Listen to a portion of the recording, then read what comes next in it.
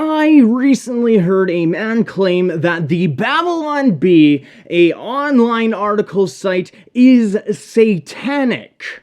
I'm Aiden, and welcome to A Pastor's Life for Me.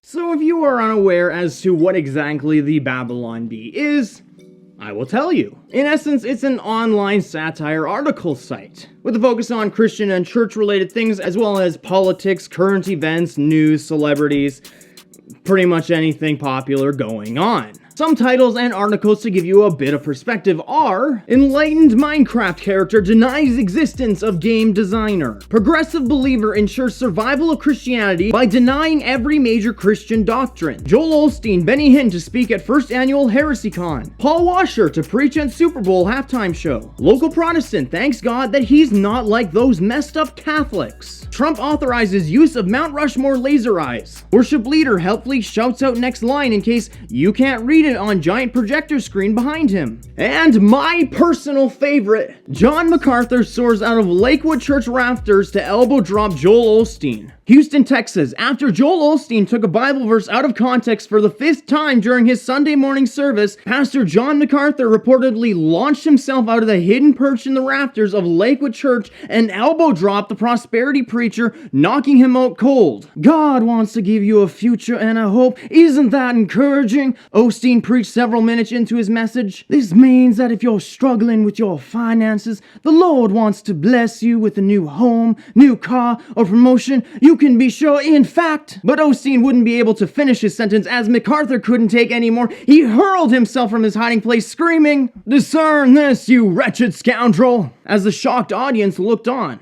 Those don't really seem too bad now, do they? They're just a joke meant to give us some humor, right? They're good for a laugh, and I know that I get a good laugh out of them, especially that last one. I had to stop what I was doing for several minutes, which was obviously nothing because I was on Instagram. But anywho, many of them actually serve as a good point, but we will get into that later. The question is, how is any of this satanic? Well, the guy claims that it is of John 8:44. To give you some context of this passage before we actually read it, Jesus is yet again speaking to the Pharisees and condemning them and telling them that they are not of God, nor do they follow him. He very bluntly goes into verse 44 and says, "You are of your father, the devil, and your will is to do your father's desires. He was a murderer from the beginning and does not stand in the truth because there is no truth in him. When he lies, he speaks out of his own character, for he is a liar and the father of lies." Now, you may be confused, as everyone was when this guy referenced this verse. But basically, the Babylon Bee is satanic because all it does is spread lies,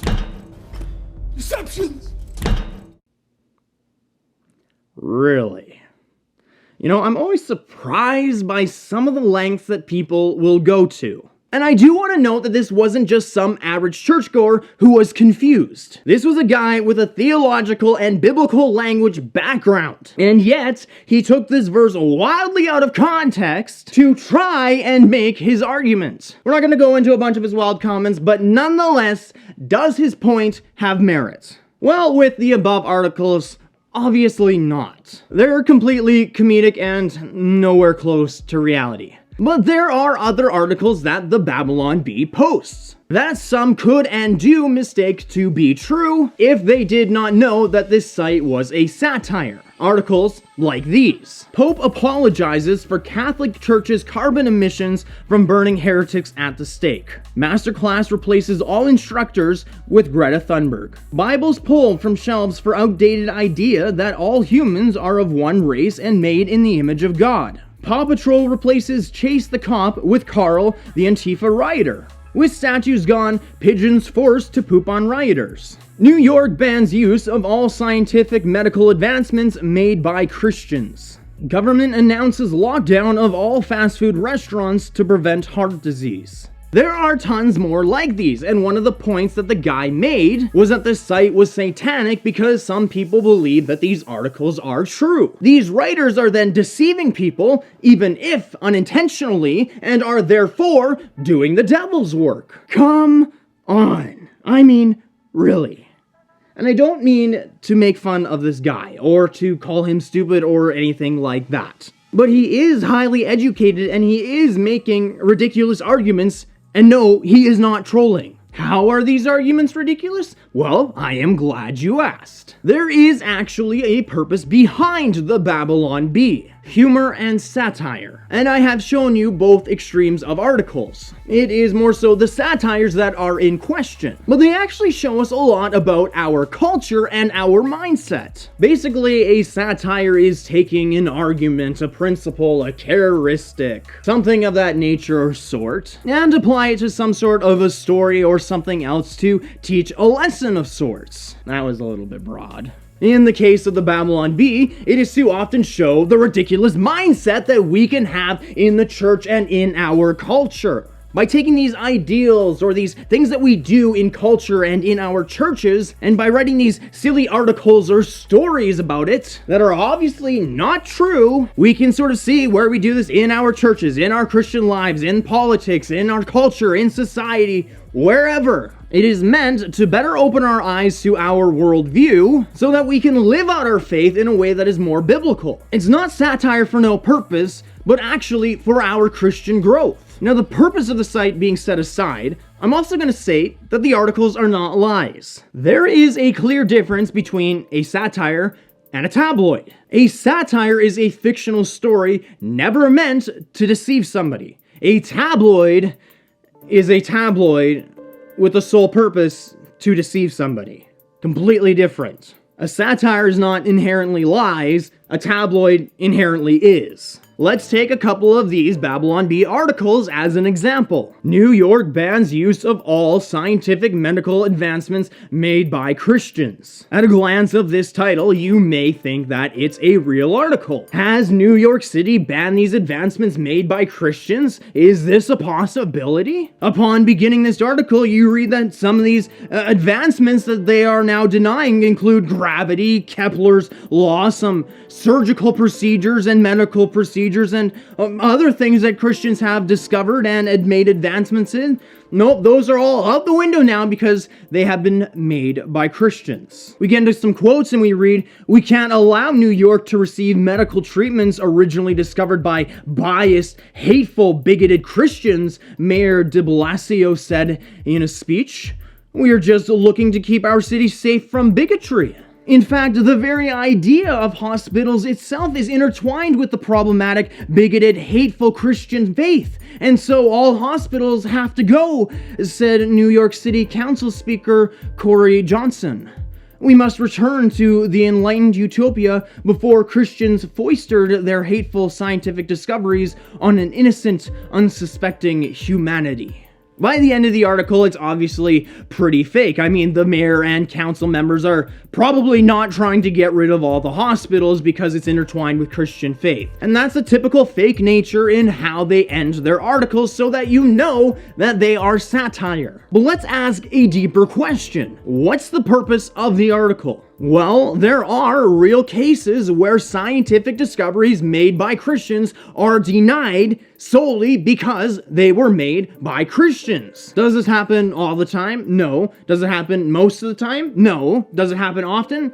Probably not, but it does happen. We could also go back to the article, "Bibles pulled from shelves for outdated idea that all humans are of one race and made in the image of God." The satire behind that is that years ago, Bibles were pulled out of bookstores because they taught that marriage was between a man and a woman. This article pointing out the satire that the Bible preaches ideas that are contrary to our culture and to our society, and that we should expect culture and society to be pushing back against the Bible for those reasons. I mean, Jesus himself told us that the world is going to hate us because the world hates him. And so we could go through these articles one by one and point out what the satire is behind them. What's the irony within these articles? But the point behind all of this is that they have a point to them. They are these articles that have these little nuggets of truth about our world in them. It's not this tabloid that makes up lies for money and views or just to hurt people for the fun of it. I would actually compare it more to a parable than to a tabloid. Jesus used parables as a way to teach lessons,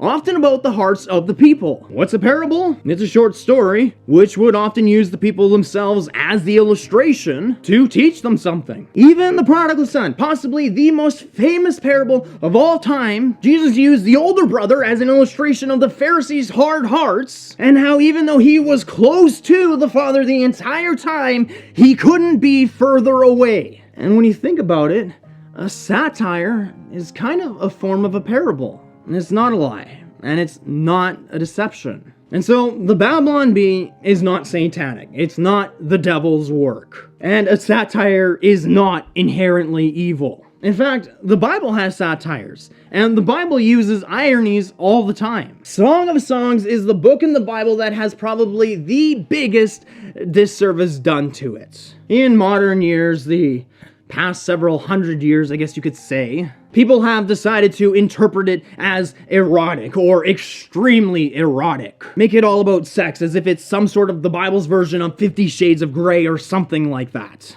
Makes you want to bash your face against the wall. It's the reason why they say never mention the book in church. Horrible exposition, horrible interpretation of the text. Anyways, one of the best real interpretations of Song of Songs or Song of Solomon is that it is a satire about Solomon, who is a sad old man who does not know what is the true meaning of love.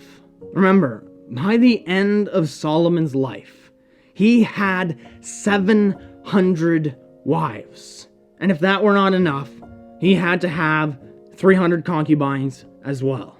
A man who has 1,000 women, can he really know what love is? And so this interpretation is that this song is the representation of what the ideal love is. Not this erotic sexual love that many people try and take it today, but a true godly love.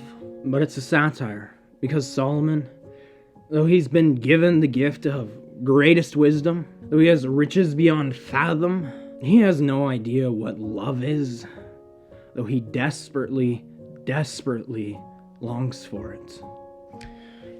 Somewhat off topic, somewhat on topic. I'm gonna be completely honest with you. I definitely wrote some cheese with that. I be okay. Wrap it up. Again, no, the Babylon Bee is not satanic. It is not the devil's work. And I actually do recommend that you check them out. There is that nugget of truth within their articles and within their titles. And it is actually good to, check yourself. A lot of these church articles and these Christian living articles that pop up. Man rushes home during last song so that he doesn't have to interact with anybody because he doesn't like to socialize. A lot of times they're true about us. So you can check them out. Check out their website, but they're all on the social media. You can find them by the links in the description, but you can also find them by searching The Babylon Bee on Facebook, Instagram, Twitter. I believe they're also on Reddit as well. While you're on Facebook, Instagram, and Twitter, also follow us as well, A Pastor's Life for Me. The links for those as well are in our description. And while you're watching this, why don't you give this video a like? Why don't you leave a comment below and make sure that you subscribe to the channel, turn those notifications on so that you don't miss our next video. We've just passed 250 subscribers, so thank you all for everybody who subscribed. Let's keep that number growing. I got a lot more videos coming out for you over the next coming days.